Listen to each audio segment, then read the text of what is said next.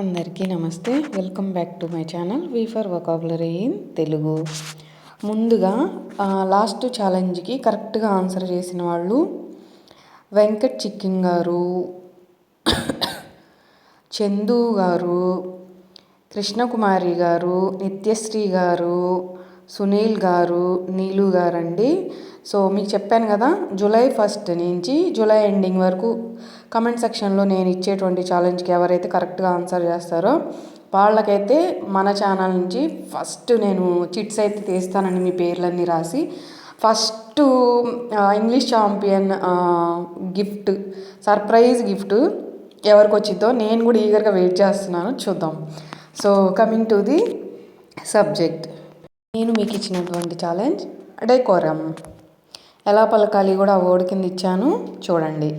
Decorum అంటే గౌరవప్రదమైన ప్రవర్తన అని అర్థం అండి. అంటే మన వాడుక భాషలో చెప్పాలి అంటే సందర్భానికి తగిన విధంగా ప్రవర్తించడం అని అర్థం అన్నమాట. సో ఏదైనా సమావేశాలు, కార్యాలయాలు లేదా పాఠశాలలు, సభలు వంటి చోట్ల మర్యాదగా నియమబద్ధంగా ప్రవర్తించి గురించి చెప్పేటప్పుడు మనం డెకోరం అని వాడతామండి. అడ్వాన్స్ లెవెల్లో గుర్తుపెట్టుకోండి. సో ఈ పదాన్ని వాడి మనం సింపుల్గా ఇంగ్లీష్లో మాట్లాడాలి అంటే students should maintain decorum in the class room. మనందరికీ తెలుసు కదా, విద్యార్థులు తరగతి గదిలో మర్యాదను పాటించాలి, గౌరవప్రదమైన ప్రవర్తనతో ఉండాలి అనేది అర్థం అన్నమాట. ఈ డెకోరంని మనం నౌన్గా వాడతామండి, గుర్తుపెట్టుకోండి. ఈరోజు మన టాపిక్ వైరల్ వర్డ్స్. మనకి రీసెంట్గా చాలా ఇష్యూస్ అయితే జరిగినాయి కదండి. సో అవన్నీ కూడా అందరినీ కుదిపేసినాయి. అవి ఒకటని కాదు, చాలా విధాలుగా. సో మీరు న్యూస్ పేపర్లు, వార్తలు చూస్తుంటారు కాబట్టి స్పెషల్గా చెప్పక్కర్లేదు. వాటిలో చాలా పదాలు మనకు తెలియని వైరల్ అయినాయండి. అవి ఏంటో ఈరోజు కొన్ని నేర్చుకుందాం. ఇంకెందుకు లేటు సబ్జెక్ట్లోకి అయితే వెళ్ళిపోదాం. First word goes. ఏంది మేడం, అది గోజ్ అయితే గోజ్ అంటారు అనుకుంటున్నారా? సో ఆర్ యొక్క శబ్దం అనేది సైలెంట్ అండి. సో ఎలా పలకాలి అంటే గోజ్ అని పలకాలి. మీరు కావాలంటే గూగుల్లో చెక్ చేసుకోవచ్చండి, మీకు కూడా అర్థమవుతుంది. సో గోజ్ అంటే లోతైన లోయ. ఈ వర్డ్ వినంగానే ఏ ఇన్సిడెంట్ జరిగింది, మీకు బాగా వైరల్ అయింది ఇది, సో అర్థమయ్యే ఉండాలి.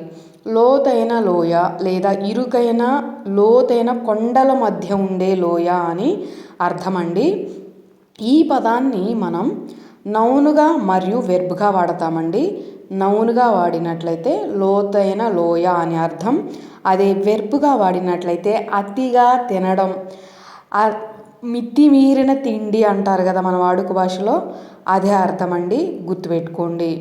సో ఈ పదాన్ని వాడి మనం సింపుల్గా ఇంగ్లీష్లో మాట్లాడాలి అంటే example, the river flows through a deep goes అంటే నది ఒక లోతైన లోయ గుండా ప్రవహిస్తుంది అని అర్థం అన్నమాట. సో అర్థమైంది కదా. మీకు ఎప్పుడు చెప్పిన విధంగానే కింద కామెంట్ సెక్షన్లో మరిన్ని ఎగ్జాంపుల్స్ అయితే ఇస్తానండి, కావాల్సిన వాళ్ళు చెక్ చేసుకోండి. Coming to the next word initially. Initially అని పలకాలండి. సో ఇనీషియల్లీ అంటే ప్రారంభ దశ లేదంటే ప్రారంభంలో అని అర్థం వస్తుందండి. మన వాడుక భాషలో చెప్పాలి అంటే మొదట్లో, తొలిత అంటూ ఉంటారు కదా, సో అదే అర్థం అన్నమాట. ఈ ఇనీషియల్లీ అనేది మనం యాడ్వెర్బ్గా వాడతామండి. సో గుర్తుపెట్టుకోండి. ఈ పదాన్ని వాడి మనం సింపుల్గా ఇంగ్లీష్లో మాట్లాడాలి అంటే initially I found English difficult. ప్రారంభంలో నాకు ఇంగ్లీష్ కష్టంగా అనిపించింది. సో అర్థమైంది కదా. Coming to the next word fort. అంటే మనందరికీ తెలుసనే అనుకుంటున్నా, కోట, లేదంటే మన సోషల్లో నేర్పించేవాళ్ళు మనకి దుర్గం. మన వాడుక భాషలో చెప్పాలి అంటే రక్షణ కోసం నిర్మించిన బలమైన గోడ లాంటి కోట లేదా నిర్మాణం అని అర్థం అండి. సో ఈ పదాన్ని మనం నౌన్గా వాడతామండి.